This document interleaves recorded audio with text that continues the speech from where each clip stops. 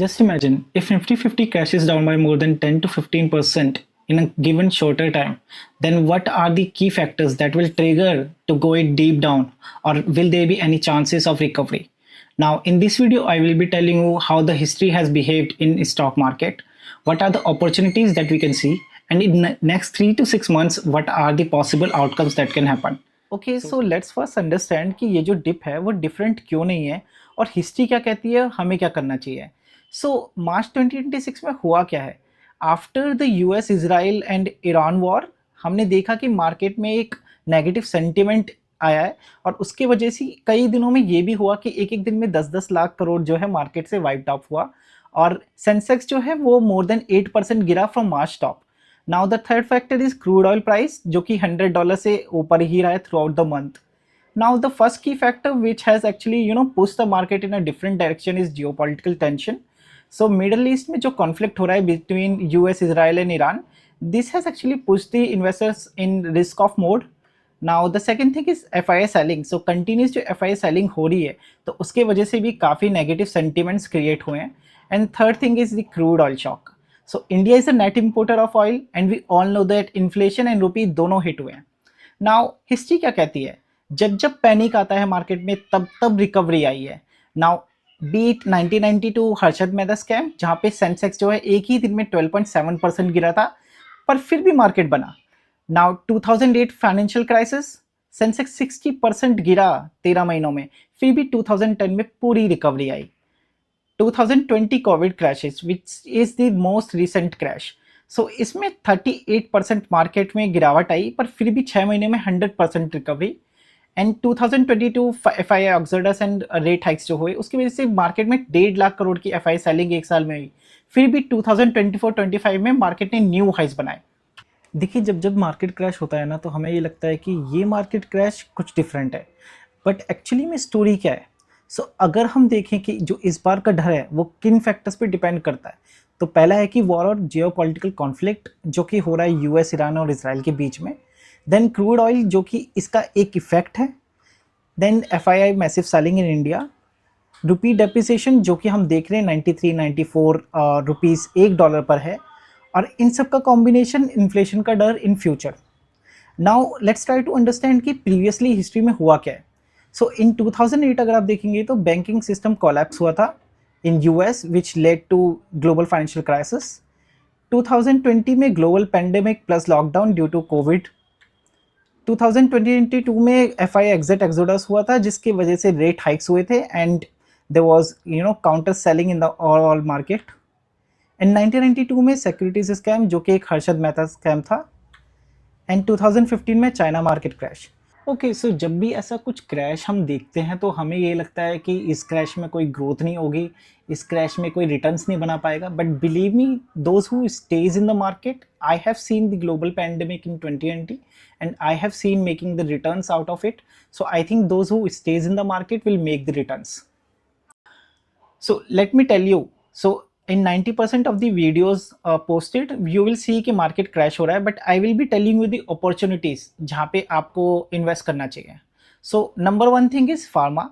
So I believe that अगर हमारा रुपी week भी होता है तो there are lot of stocks that can actually benefit from it.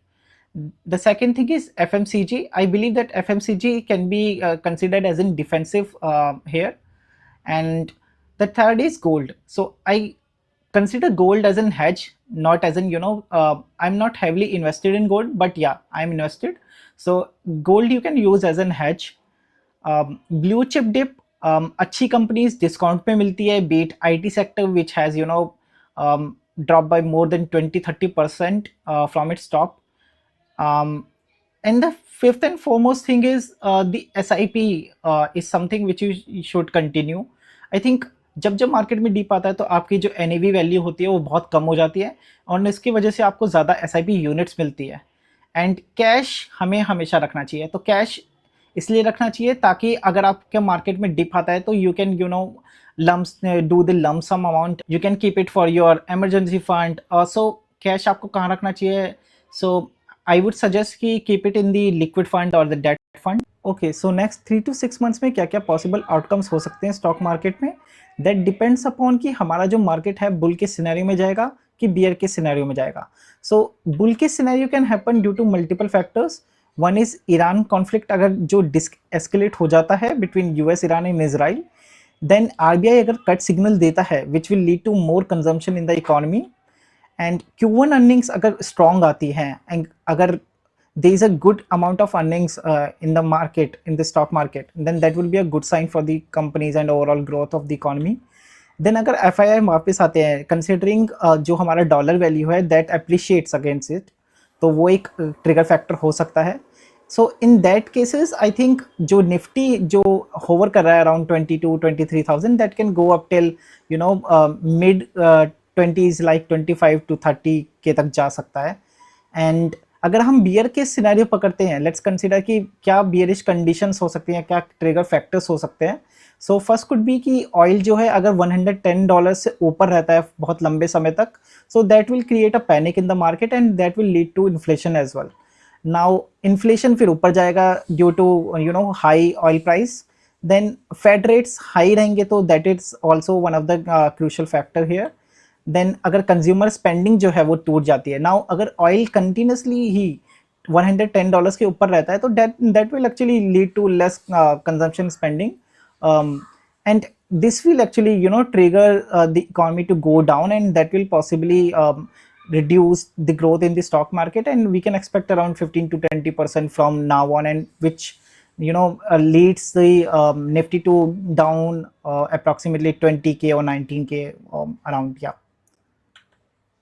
So what actually things looks like in the next 3 to 6 months? I feel that in the first half there will be some volatility considering the situations between US, Iran and Israel, but I think in the second half I feel that there will be recovery.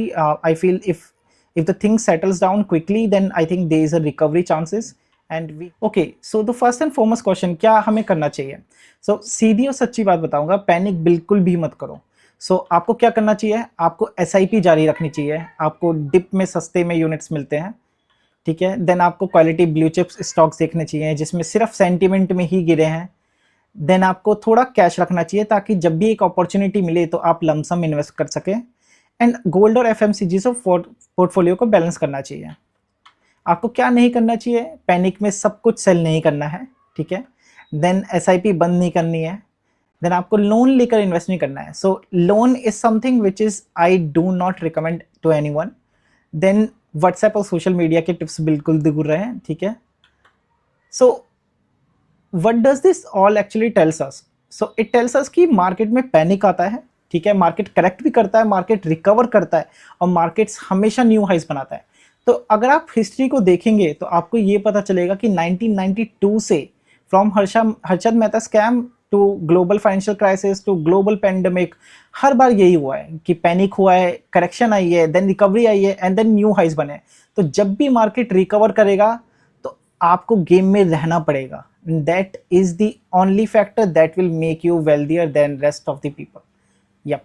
Okay, to cut the long story short, we have seen how the history has behaved, how the stock market has behaved in different conditions, how it actually went down in Harshad Mehta scam, in global financial crisis, in global pandemic crisis, which was a decent one, and how it actually created the new highs. So I think this is not the time to get panic. I think it's time to build your portfolio aggressively, but in some kind of structural manner.